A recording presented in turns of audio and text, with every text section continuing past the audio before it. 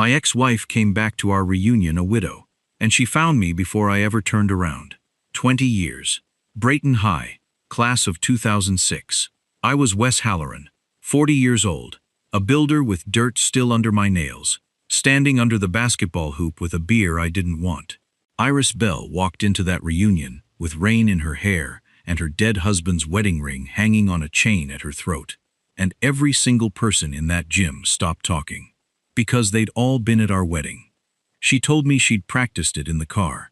She said my name the way she used to say it. And for 4 seconds I wasn't a married man in a high school gym. I was 22 again, in a backyard in July, with rice still in my collar. But then something took hold of 2 of my fingers.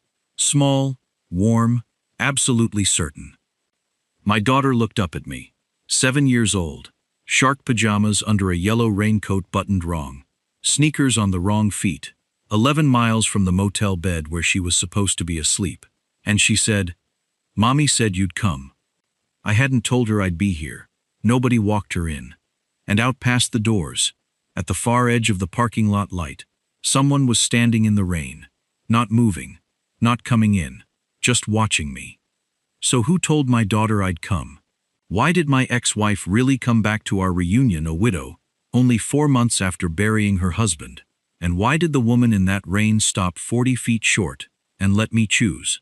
I have to go back 6 weeks, because I never wanted to be in that gym at all. The invitation came in the mail in April, cream-colored envelope, my name spelled right, which surprised me. I put it on the kitchen counter, and I put the fruit bowl on top of it.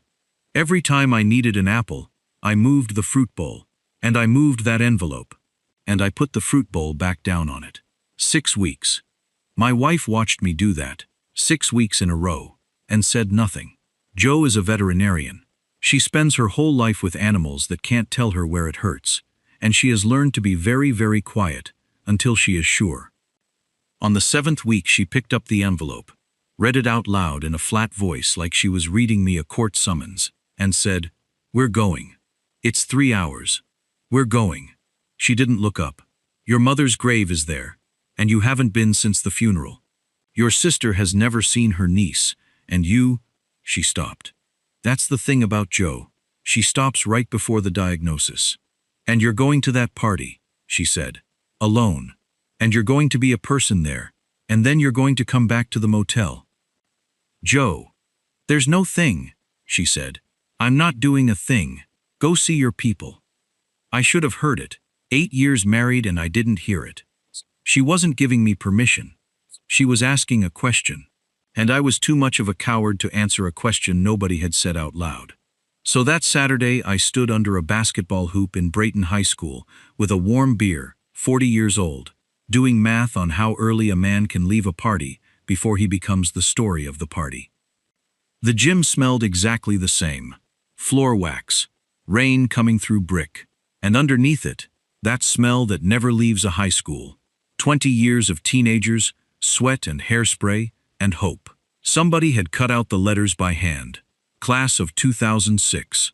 20 years. Glitter coming off on people's shoulders every time they hugged. Bill Kovacs had gotten enormous and wonderful. He grabbed me by both elbows like he was checking if I was real. "Halloran, you still building?" "Still building. Your dad was the best framer in this county. God rest him." "Yeah," I said. "That's what people say about my father. The best framer in the county. They say it like it's the whole man. They don't say the other part. That he came home at 7 with his hands shaking. That I learned to walk down a hallway without making a single sound before I was 5 years old. That I could tell what kind of night it was going to be by how he set his keys on the table. They don't say that. They say he was the best framer in the county." I was 3 sips into that beer when the door opened. I didn't hear it. I felt it. You know how a room drops half a step? 100 conversations, and they all dip at once, like somebody put a hand on a record. I turned around. Iris Bell was standing in the doorway. 40 years old. Gray coat, too warm for June, dark at the shoulders from the rain. She'd cut her hair, her mother's chin, still. Rain in her hair. And every single person in that gym had been at our wedding. They didn't stare. That's the small town thing. Nobody stares. They just all got very, very interested in their drinks at exactly the same moment. She scanned that room the way you scan a room when you've already decided to do something hard, and you're only looking for the place to do it. She found me, and she didn't smile. She just let out a breath, like a woman finally setting down something she'd been carrying up a very long flight of stairs. She crossed that floor, past Bill Kovacs, past the cash bar, past 112 people from our graduating class, straight to me. "You're not going to believe this," she said, "but I practiced this in the car. 20 years." And her voice went into me like a key going into a lock it was cut for. "You look good," I said. "I look tired." She smiled at the floor. "Everybody keeps saying good, like it's a door they're holding shut." Then I saw the chain. Not on her hand. At her throat. A man's plain gold band, hanging on a thin chain, half hidden under her collar. Worn thin the way they get when a man never takes it off. She saw me see it. "Jerry died in March," she said. "Just like that. No warm-up. 4 months. It's very new." Her hand went to the chain without her knowing it did. "I'm just going to say it fast, because otherwise I'll make you drag it out of me, and then I'll hate myself the whole drive home. Iris. Everybody keeps telling me it gets easier." She laughed. One short breath. No humor in it at all. "I don't want to know what it gets." The music was playing. Somebody's terrible playlist. And the two of us were standing in the middle of it in absolute silence. "Can I say a true thing?" she said. "It's going to be ugly." "Yeah." She looked up. Her eyes were completely dry. That was the worst part. She was shaking, just barely at the jaw, but her eyes were dry, and I knew exactly what that meant, because I'd seen it once before. "I'm not here for Bill Kovacs," she said. "I drove 3 hours. I'm here because my husband died in March, and I've been standing in an empty house since March, and you're the only door I still remember the way to." The gym kept going around us. Somebody laughed at the bar. "That's not romantic," she said. "That's just true, and I want you to know I know the difference. Here's what I need you to understand. Nothing in me wanted to leave my wife. Nothing. But there is a gravity to being 22 with somebody, and it does not care what you want." For about 4 seconds I was not a 40-year-old man in a gym. I was standing in her aunt's backyard in July, 3 weeks after graduation, with rice in my collar and her hand in mine, and my whole life in front of me, like a road with no end on it. 4 seconds. And then Iris said, very quietly, "You still can't say it, can you?" "Say what?" "Why I left." And there it was. 20 years. And she went straight through the wall like it was paper. "Everybody in this room thinks I cheated," she said. "Did you know that? 20 years, Bill Kovacs still won't look me in the eye. They think I did something to you." "Iris. There was nobody else. Wes, there was never anybody else." Her voice didn't rise. That's what made it terrible. There was one sentence. That's all it was. One sentence. 4 years long. "Not yet." She wanted a baby at 23. I said not yet. She wanted a one at 24. Not yet. At 25 she stopped asking with her mouth, and started asking with her whole body, the way a person can. The way she'd look at other people's strollers in the parking lot, and then look away fast, like she'd been caught stealing. And I said not yet with mine. I had a reason. God, I had a reason. I told her exactly once, at 2 in the morning, badly, in the dark, where she couldn't see my face. I said, "My father." I said, "I'm not putting that in a kid." I said maybe 4 sentences total, and then I never said it again, for the rest of my life. Because I would rather she thought I was selfish than know I was scared. That's the trade I made. I chose being a jerk over being a coward. It felt like strength at the time. It was just a different kind of coward. She waited 4 years on not yet. And then one ordinary Sunday she put her coffee cup in the sink and said, "I'm going to be somebody's mother, Wes. I've done the math. It's not going to be with you." She was crying, but her voice wasn't. She'd already done all the crying somewhere I wasn't. She left, and I let her. I want that written down. She didn't leave me. She left not yet. And I stood in that kitchen and watched her carry it out the door by herself, and I didn't say one word to stop her. 20 years, Iris said, in that gym, in front of the trophy case, and you never once told them the truth. You let a whole town think I was the villain, because the truth made you look scared. I couldn't speak. She nodded, slowly. Okay, she said. Okay, I needed to say that. And then she looked past me, and her whole face changed. That's when I felt it. 2 small fingers closed around mine. Small, warm, absolutely certain. I looked down. Nora. 7 years old. Shark pajamas under a yellow raincoat buttoned wrong. 1 button off the whole way down. Sneakers on the wrong feet, both of them. Rain in her hair. 11 miles from a motel bed she was supposed to be asleep in. She wasn't crying. She wasn't lost. She was looking up at me, the way a kid looks up at you when she's checking a fact. And in front of my ex-wife, in front of every single person I ever grew up with, my daughter said, "Mommy said you'd come." The whole gym heard it. I swear to you, 112 people stopped breathing at the same time. I picked her up. She's heavy now. There's a year coming when I won't be able to do that anymore, and I already know it. She smelled like motel shampoo and rain. And Iris was looking at her. Just looking. I watched it arrive on her face in pieces, like weather coming across a field.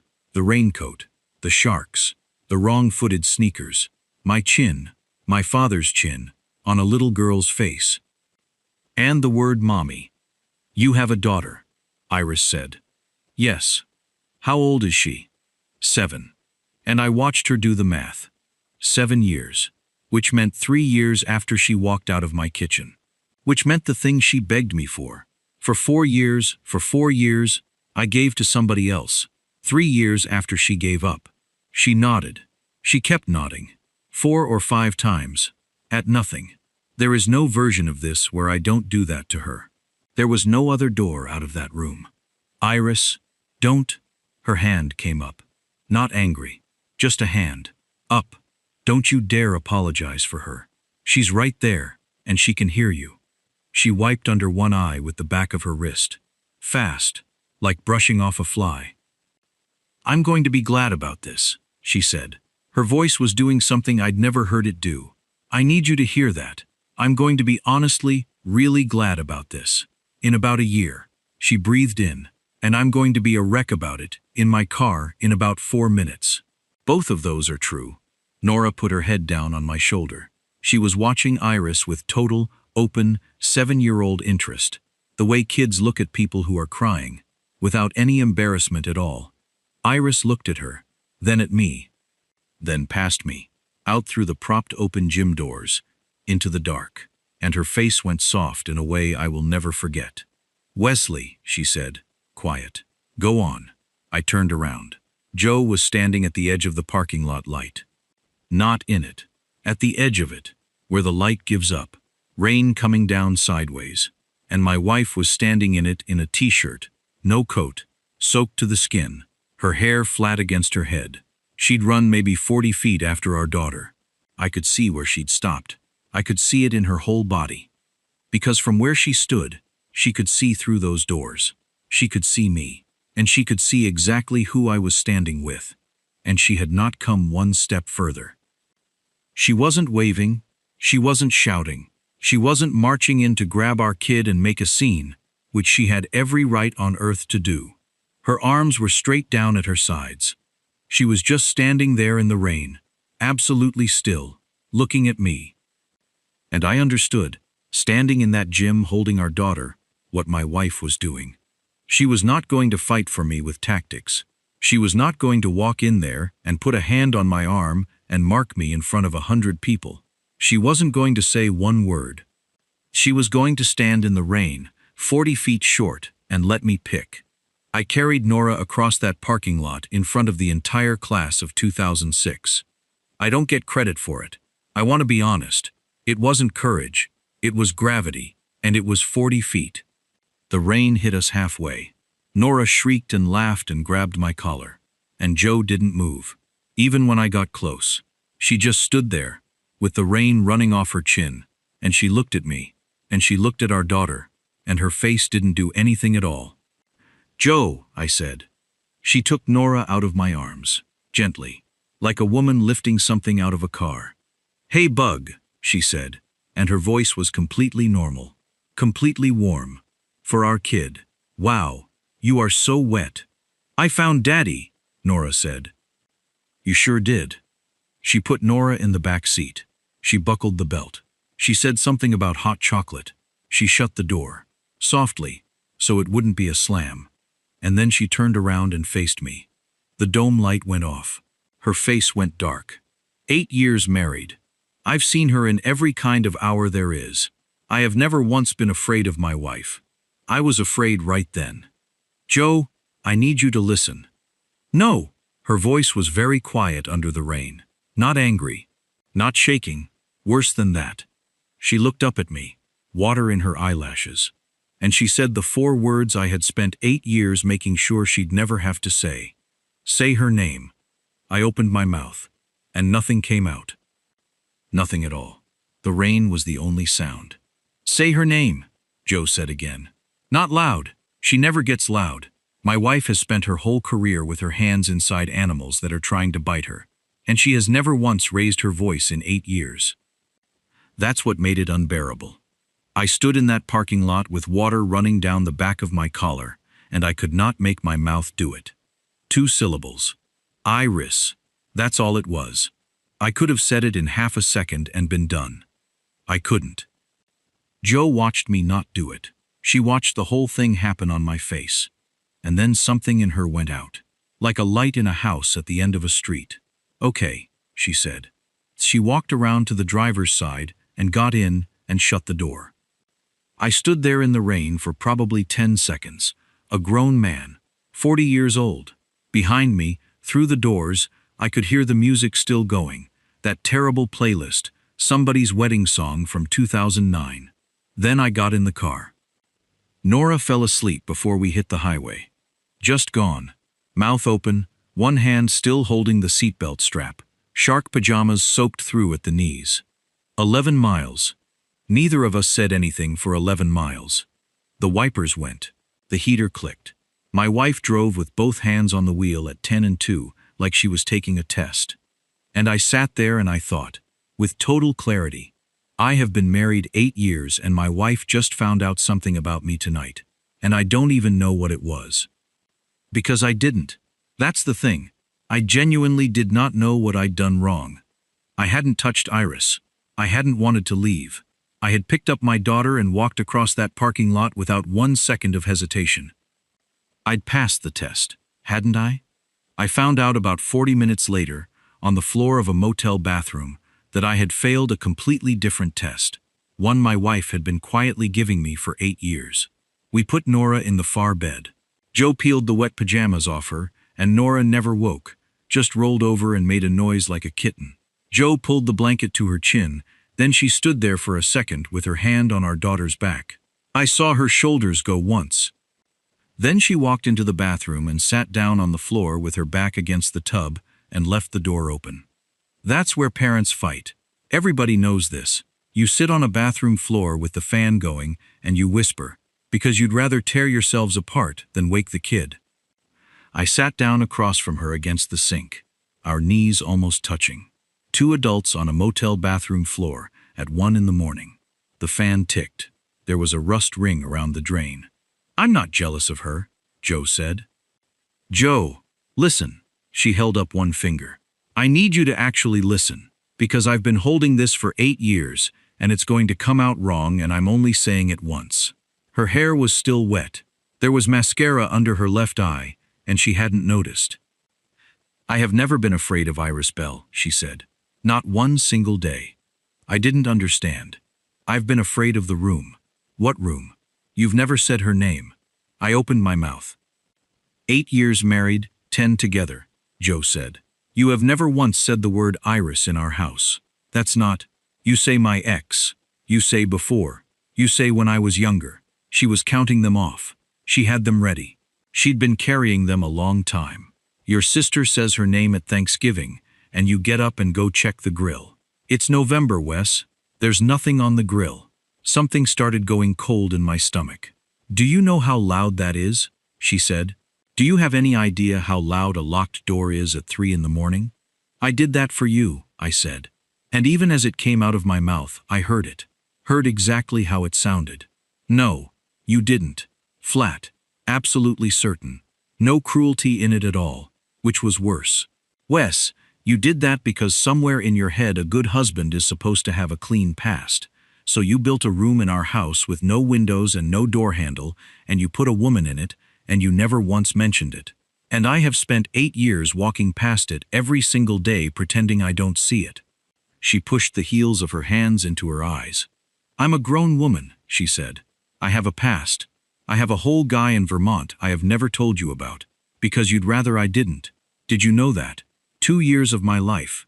His name was Daniel, and he had a boat, and I loved him, and it ended, and it's mine, and I have kept it in a box in my chest for a decade, because bringing it up in your house would be like setting off a car alarm." I stared at her. "We've been being polite at each other," Joe said. "For 10 years. The fan ticked, and I heard myself say it. I loved her. Everything stopped. Joe went completely still. Not a flinch. Not a breath. "That's the thing," I said. My voice came out strange, like it belonged to somebody else in the room. "That's the whole thing I've never said. Out loud. To anyone. Ever. Say it. It didn't end because I stopped loving her." My hands were shaking. I put them flat on the tile. "It ended because I was a coward about my own father, and she got tired of waiting for me to grow up, and she was right to leave, and she paid for the whole thing herself." Joe's eyes moved across my face.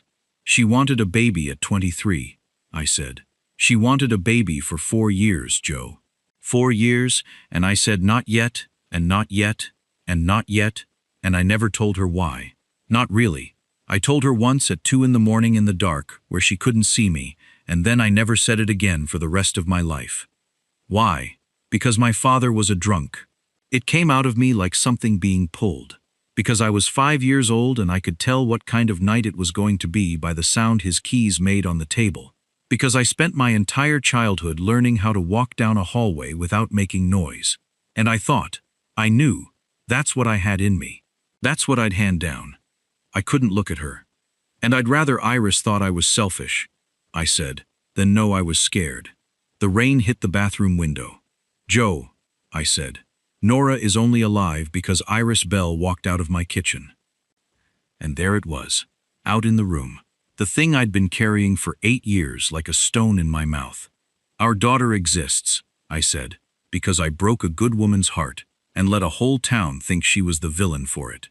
My voice went somewhere I did not authorize. "How do you say that at dinner? Tell me, how does a man say that at his own dinner table?" Joe looked at me for a very long time. The fan ticked. "You say it at dinner," she said.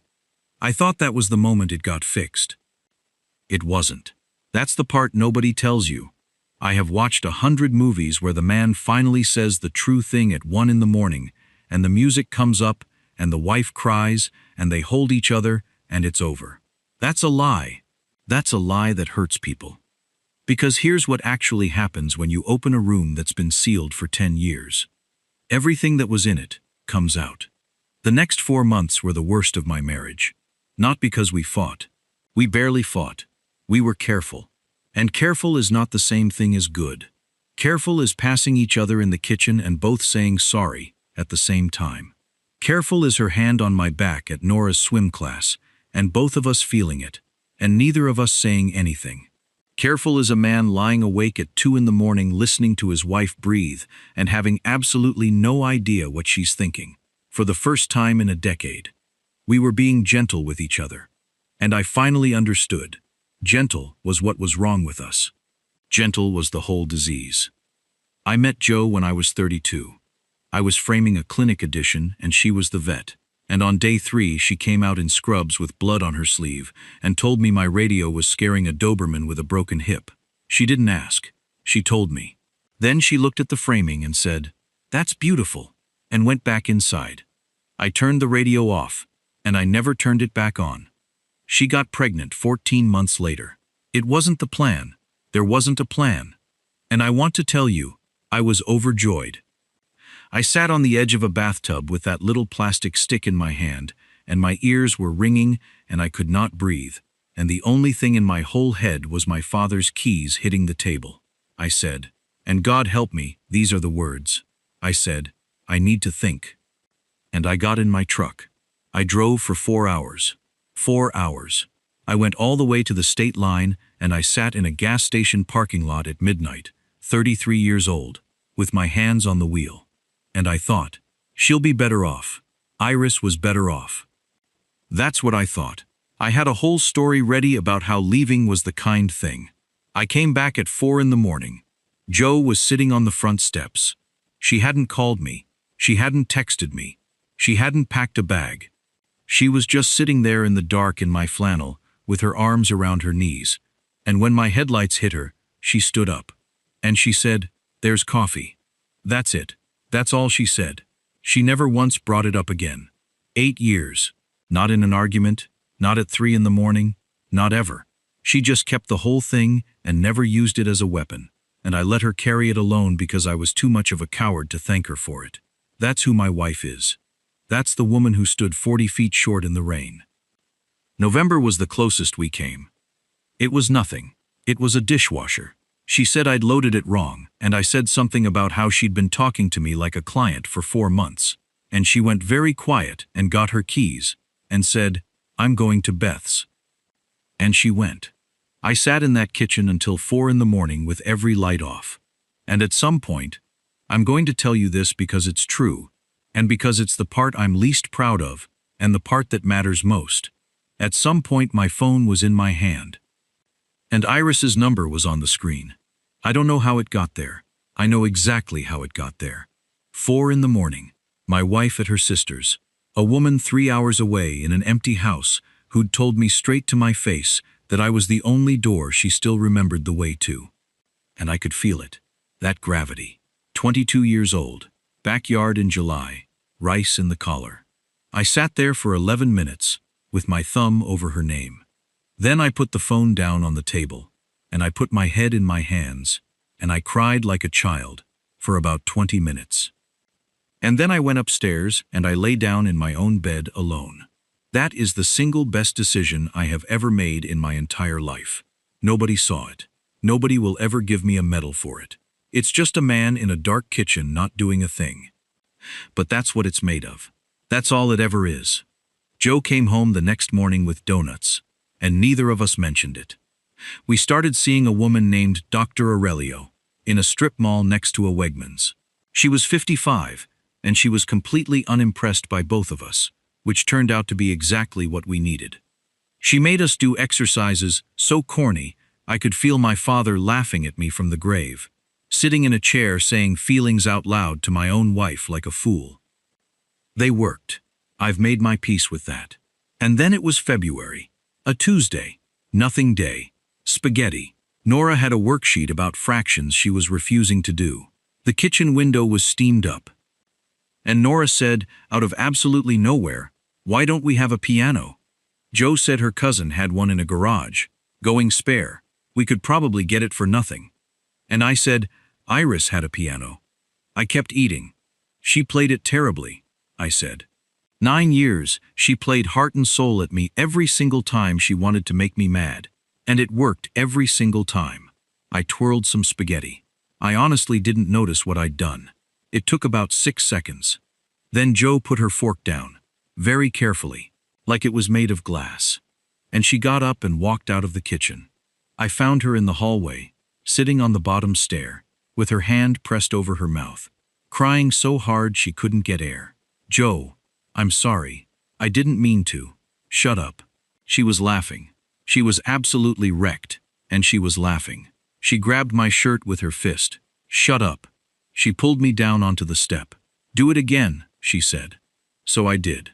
I told her about the piano, and then about her aunt's backyard, and then about the rice, and the 4 years of not yet, and the coffee cup in the sink, and all of it, everything in that room, 10 years of it, sitting on the bottom stair of my own house at 7 at night with the spaghetti going cold, and my daughter yelling from the kitchen that she was too stun. Done with fractions. and when I finally stopped, my wife took my face in both hands. "There you are," she said. The room had a window in it now. I thought that was the end of the story. It wasn't. Because in March, 1 month later, on the anniversary of the day Jerry Bell died, I came in from the truck and my wife was sitting at the kitchen table with a pen in her hand. She had a card in front of her, and she covered it with her arm when I walked in. Fast, like a kid caught copying. "What's that?" "Nothing," Joe said. But I'd already seen the envelope on the table. I'd already seen the name on the front of it, in my wife's handwriting. Iris Bell. I never asked what was in that card. That's the whole thing. That's the entire distance I'd traveled in 9 months. Right there. The old Wes would have asked. The old Wes would have stood in that kitchen with his boots on and asked in a very calm voice what exactly his wife was writing to his ex-wife, and Joe would have heard the calm in it and gone quiet, and that would have been another brick in another wall. I stood there and looked at that envelope with Iris Bell's name on it in my wife's handwriting, and I said, "Do you want coffee?" Joe looked up at me, and her whole face did something I'd never seen it do before. Her chin went, just once, and she pressed her lips together hard. "Yeah," she said, "I'd love coffee." That's it. That's the scene. Nothing happened. Everything happened. She mailed it the next morning. I never read it. To this day I have never read it, and I have never asked, and I never will. Some things belong to the two of them. I finally figured out that a marriage isn't a house where every door is open. It's a house where you know where the doors are, and you're not scared of them. 3 weeks later, Joe said. She wrote back. I was under the sink with a wrench. "Okay," I said. "She's coming in June." I stayed under that sink a long time, longer than the job needed. "Okay," I said. "June." I want to tell you I was ready. I cleaned that house like a man expecting a health inspector. I mowed a lawn that did not need mowing. At 4 o'clock I found myself standing in my own kitchen holding a dish towel with no idea how long I'd been standing there. Joe watched me from the doorway. "You're going to wear a hole in the floor," she said. "I'm fine." Wes's. I turned around. My wife was leaning in the doorway with her arms crossed. She'd put on a dress. She never wears a dress. Her feet were bare. "You're allowed to be nervous," she said. "That's not cheating." And I laughed. Out loud. First time all day. 9 months ago you'd have said there's no thing. I said, 9 months ago I was a liar, Joe said. The car came at 5. We heard it before we saw it. That little crunch on the gravel. Nora screamed, "She's here," from an upstairs window, like the president had arrived, and thundered down the stairs, and I got the door. Iris Bell was standing on my porch holding a paper bag of tomatoes. She looked terrified. 41 years old, in a blue dress, holding tomatoes out of her own garden like a shield, and she looked like she was 1 second from getting back in that car. "They're from my yard," she said. "They're not. I didn't know what to bring. You can't bring wine to a house you've never. I don't know why I brought tomatoes." "Iris, I've been in your driveway for 11 minutes, she said. "I want you to know that. I've been sitting out there for 11 minutes. And then Joe came up behind me. And my ex-wife and my wife looked at each other for the first time since a rainy parking lot 40 feet apart. Nobody moved. And then Joe reached out and took the bag of tomatoes and said, "He tells me you play piano like a war crime." Iris made a sound. Half a laugh, half something else. "Wesley," she said. And something in my chest that had been clenched shut since 2014 just let go. All at once. Like a fist opening.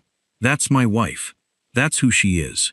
She didn't hug her. She didn't make a speech. She took the tomatoes out of that woman's hands so she'd have somewhere to put them, and made a joke about a piano, and gave her a way into the house. 9 months earlier, my wife stood in the rain and refused to fight for me with tactics. Now she was standing in her own kitchen, making room for the woman she'd been afraid of for a decade. I don't know where people learn how to be like that. I don't think it's learned. Dinner was strange for about 20 minutes, and then it wasn't. Iris ate almost nothing and talked too much, the way people do when they're scared. She told us about the house, about selling the house, about how she'd kept Jerry's coat in the closet for 3 months, and then given it away, and then wanted it back so badly, she drove to the donation center and sat in the lot. And in the middle of a story about Jerry and a canoe, a stupid story, A funny story. He'd fallen in and lost his glasses and had to drive home squinting. She just stopped talking and put her hand over her eyes and cried, right there at my table with a fork in her other hand. And Joe didn't make it a thing. She didn't get up. She didn't say, "Oh, honey." She just put her hand flat on Iris's back and kept eating with her other hand and talked to Nora about the fractions worksheet so that Iris could fall apart at our table without the whole table watching her do it. I have never in my life seen anything as gracious as that. I don't expect to again. And then Nora, who is 8 now and has never been afraid of a single human being, climbed up onto the bench right next to Iris and looked her dead in the face. "Are you the lady from the gym?" Iris wiped her eyes with the back of her wrist. Fast, like brushing off a fly. "I am." "You were crying then too." "Nora," Joe said. "It's okay," Iris said, and she looked at my daughter properly. "Yes, I was." Nora considered this. She has a very serious face when she's thinking. "It's my father's face, and I've made my peace with that too." "You knew my dad before me," she said. "I did." "Was he nice?" The whole table went quiet. Iris looked at my daughter, the daughter I gave to somebody else 3 years after she gave up on asking me for one. Then she looked across my own table at me. "He wasn't always nice," she said, "but he was always going to be worth it." She turned back to Nora. "I was just early," she said, and she smiled at my kid, and I had to put my napkin down and look at the ceiling for a second, because if I hadn't, I would have come apart in front of everybody. Nora, being 8, took exactly none of this on board. "Do you want to hear my piano?" she said. "I'm bad." "I'm bad too," Iris said. "Mom says you're the worst." "Your mom is correct." And my ex-wife and my daughter went into the next room and played Heart and Soul on a cousin's spare piano. Badly, both of them, laughing, while my wife and I stood in the kitchen and did not say one single word. Joe put her forehead on my shoulder. That's all. That's all she did. Iris left at 9. She hugged Joe at the door. Not a polite hug, a real one. The kind where 2 women hold each other for 4 seconds too long, and neither of them explains it. Then she got to me. "Thank you for the tomatoes," I said, which is the stupidest sentence of my entire life. Iris laughed, and then she stopped laughing. "Wes," she said, "I need to tell you something and then I'm going to go. And you're not going to answer, because if you answer I'll cry in the car, and I've got 3 hours. "Okay, I'm glad," she said, and her eyes were wet, and they were absolutely, completely honest. I said I'd be glad in a year. "It's been a year," she breathed in. "I'm glad. She's a good kid. You're a good dad. You did the thing you were so scared of, and you did it right." She looked past me, down the hall, where you could hear my daughter murdering a piano. "I spent 20 years thinking you couldn't do it," Iris said. "And it turns out, you just couldn't do it yet." She wiped her eye. "Fast. That's not a tragedy," she said. "I've decided. It's just a sad thing. There's a difference, and it took me a whole year to find it." And she got in her car, and my wife and I stood on our own porch and watched her taillights go down Sycamore and out of sight. Joe had my old flannel on over her dress. Her feet were still bare on the boards. Inside, Nora was hitting the piano with both fists. No rhythm. Maximum commitment. "You came back," Joe said. 40 feet. I laughed. "It's not a heroic distance. That's not what I meant, and you know it." I did know it. She was quiet for a while, watching the empty road. "That night in the car," she said. "In the parking lot. Before Nora got out." "Yeah." I said something out loud. Joe's voice went very small. "To nobody. I was sitting there in the dark with the wipers off, and I couldn't see anything, and I said, 'He'll come.'" She turned and looked up at me. "Wes, I didn't believe it." The porch light buzzed. "I want you to know that," she said. "I was sitting in that lot, and I said it like a prayer. And I meant please. I didn't mean yes. I've never been that scared in my whole life." And Nora heard me. She was awake the whole time, and she heard her mother say a thing her mother didn't believe, and she went and checked. Her chin went. "An 8-year-old had more faith in you than I did," she said. "That's what I have to live with." And I took my wife's face in both hands. "Joe," I said. "You said it anyway." She closed her eyes. "That's the whole thing," I said. "Don't you understand? That's what it is. Anybody can say it when they believe it. You said it in the dark, in the rain, 40 feet from the worst thing you could imagine, and you didn't believe one word of it, and you said it anyway. I could feel her breathing. That's not weakness, I said. That's the bravest thing anybody's ever done for me. And I spent 10 years too much of a coward to even say a woman's name out loud in my own house. Jo opened her eyes. You said it tonight, she said. At the table. 4 times. I counted. You counted? Wes, my wife said. I've been counting for 10 years. Inside, my daughter hit every wrong note in the world at once and yelled, Dad, come listen. Jo smiled. She put both hands flat on my chest and pushed, gently, exactly the way she'd pushed me out a door with an invitation in her hand. 9 months and a whole lifetime ago. Go on, she said. She's been waiting all night. So I went. Here's what I know now. And it took me 40 years and a rainy parking lot to learn it. I thought love was proving you'd never look back. I thought a good husband was a man with a clean past, so I built a room in my own house with no windows and put a whole woman in it and never said her name, and I called that loyalty. It wasn't loyalty. It was a lie with a nice suit on. The truth is, I loved somebody before Jo. Really loved her. And it ended, and it was my fault. And it hurt. And none of that, none of it, takes one single thing away from the woman standing on my porch with bare feet. A heart isn't a chair. Only one person can sit in a chair. A heart is a house, and a house can have a lot of rooms, and the ones you seal up are the only ones that ever rot. My wife wasn't afraid of Iris Bell. My wife was afraid of a locked door, and she stood in the rain, and she didn't kick it down. She waited 8 years for me to open it myself, and when I finally did, she wrote the woman inside it a letter I will never read. So let me leave you with this. Everybody's got a room like that. Everybody a person you don't mention. A year you skip over. A name you go quiet around and then check the grill in November. You think you're protecting somebody by keeping that door shut. Here's the question I want you to actually sit with tonight. What if the person you love most isn't hurt by what's in that room, but by the fact that you've never once let them see the door? What if the silence you've been calling love is the loneliest thing you ever built? Who's in your locked room? And what would happen? What would really happen if you finally said their name out loud, at your own dinner table, on an ordinary Tuesday? Think about it, and be honest with yourself, because nobody's watching. If this story moved you, do me one small favor. Tap that notification bell if you haven't already, so you don't miss the next one.